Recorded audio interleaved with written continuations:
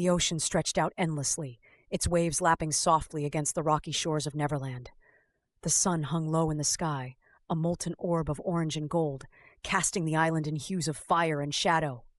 Peter Pan stood at the edge of a cliff, the breeze tugging at his grown-up clothes. A simple tan shirt and trousers that felt foreign on his still boyish frame. His fingers clutched a feather, an old remnant of his former self, of the boy who never grew up. Now, more than ever, he felt the weight of time pressing against his chest, rippling through his thoughts. He had returned to Neverland after years away in the real world, a world where growing up was unavoidable. Somewhere in that hazy timeline of maturity, Peter had lost the sparkling innocence that made him who he was. He was no longer the boy made of courage, mischief, and fierce loyalty. He had grown into someone he didn't yet understand. And then there was Hook. Captain James Hook, the infamous scourge of the seas, the man Peter had fought 1,000 times in some strange, repetitive game where neither would ever truly win. He hadn't changed much, or at least not in the ways Peter expected. His face still bore the sharp, angular beauty of his youth, a cruel and captivating charisma that sent shivers down Peter's spine, though they weren't the kind of shivers he once remembered. The only thing that had truly aged was Hook's eyes. They carried a weariness, a longing that Peter now recognized only because he carried it too. Their paths hadn't intersected immediately upon Peter's return. In fact, the Lost Boys had scattered long ago, swallowed up by the real world. Tinkerbell had flickered out of sight, unable to comprehend this grown-up version of Peter. Alone, he'd wandered into Neverland, predictable in its defiance of reality, but strangely quieter, emptier. It was almost accidental how he'd stumbled upon the Jolly Roger, all the crimson grandeur of its sails looking oddly subdued in the crepuscular light. Hook had been standing on the deck, gazing out at the horizon, his hook dangling at his side, idle and peaceful. For a moment, Peter had thought to draw his sword, a childlike reflex, but something about Hook's presence stopped him. There was no malice in Hook's posture, no swagger or taunting grin, just a man looking out at the world as if searching for something he had lost. "Have you really returned, Pan?" Hook had said without turning, his voice softer than Peter remembered.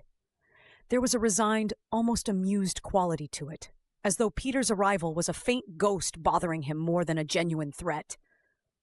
Peter, feeling disarmed by Hook's demeanor, hesitated and replied, "Not Pan anymore, just Peter." At this, Hook had turned, his piercing blue eyes locking with Peter's, scanning him as though for answers hidden in his grown-up features. For the first time, Peter saw not his old nemesis, but a man, and the emotions behind Hook's perpetual scowl. There was pain there, and yearning, and something else Peter hadn't yet named. In the weeks that followed, their interactions deepened in unexpected ways. Neverland's boundaries blurred, softening into something dreamlike and strange. Peter found himself drawn to the Jolly Roger, where Hook now treated him not as an enemy, but as a peculiar guest. Together they shared meals, conversations, and silences. They began to peel back their shared history. Not the battles between pirate and boy, but the years of solitude, of aching for things they barely understood.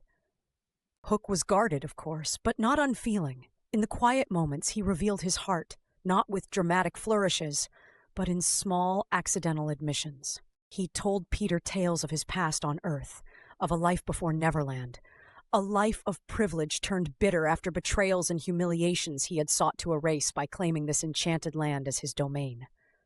But mostly, Hook spoke of the loneliness, the vast, yawning emptiness that filled him when the Lost Boys stopped visiting, when Peter disappeared from his sky. "You haunted me," Hook confessed one night, a tumbler of rum cradled in his good hand. They were seated on the deck, the stars overhead like pinpricks of light against a velvet sky. "Not as a foe, but as a memory. I hated you, Pan, but I also," his voice faltered, surprising them both, "I also longed for you." Peter's heart raced, the weight of Hook's words stirring something deep within him. "Why?" he asked, his voice barely audible, like a child asking a forbidden question. Hook scoffed lightly, though there was no malice in it. "Because you were everything I wasn't. Youthful! Fearless! Alive! You were the dream I could never recapture, no matter how tightly I held on to this wretched island." And now, he trailed off, his eyes searching Peter's face with an aching vulnerability. Now you're not who you were either, are you? Peter's breath caught. No, he admitted. And that scares me! It was the first time Peter had vocalized what he'd been feeling since his return. Neverland mirrored him, as stagnant as it was enchanting. His lost boys had grown up, they had moved on. And Peter himself had, miraculously, painfully become a man. But with that transformation came emotions he couldn't quite name, a restlessness that stirred whenever Hook was near. At first, Peter had chalked it up to nostalgia, to some strange affection left over from their countless battles. But it was more than that. It was the way Hook's gaze lingered on him, how his voice softened when they were alone. It was the way something in Peter longed to be near him, as if Hook were the one fixed star in a shifting cosmos. For Hook, the realization came more quickly, though it terrified him no less.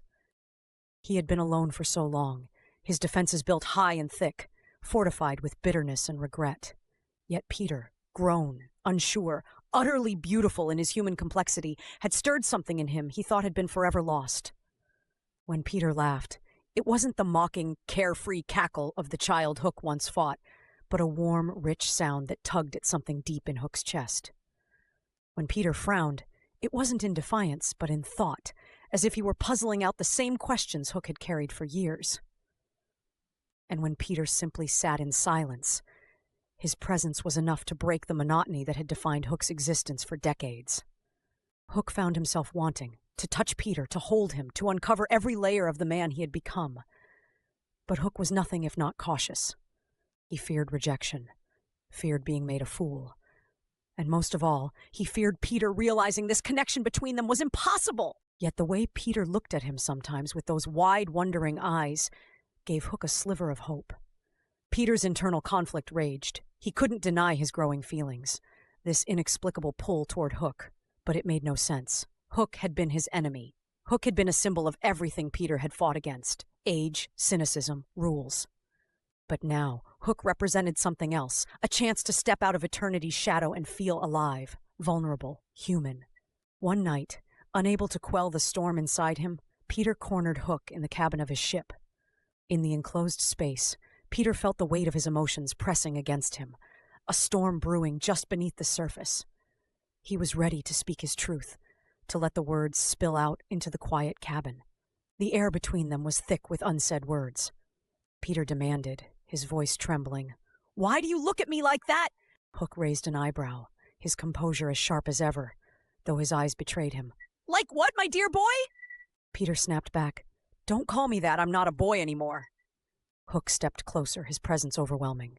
"No," he said softly, his voice tinged with sorrow and desire. "You're not!" Peter swallowed hard, his emotions a tangled mess. He felt like he was standing on the edge of that cliff again, unsure whether to leap or retreat. "Do you hate me?" he asked, the question breaking free before he could stop it. Hook stared at him, his expression unreadable. Then slowly he said, "Hate you? No, Peter, I don't hate you. I find it impossible to hate you anymore." The words hung in the air between them, heavy and fragile. Peter's chest ached, his thoughts spiraling. And before he could think better of it, he closed the distance between them, his lips crashing against Hook's in a kiss both desperate and tender. For a moment, Hook froze, as though disbelieving what was happening. But then he melted into the kiss, his hand coming to rest lightly on Peter's jaw, his Hook carefully at his side. The years of hostility, of loneliness, of longing, all of it dissolved in that single searing moment. When they finally broke apart, Peter's cheeks were flushed, his breath hitching. "I don't know what I'm doing," Peter admitted, his voice thick with uncertainty. Hook smiled, a soft, genuine smile that Peter had never seen before. "Neither do I," he said, "but perhaps we can figure it out together." As the moonlight poured through the cabin's window, illuminating them both, Peter allowed himself to hope.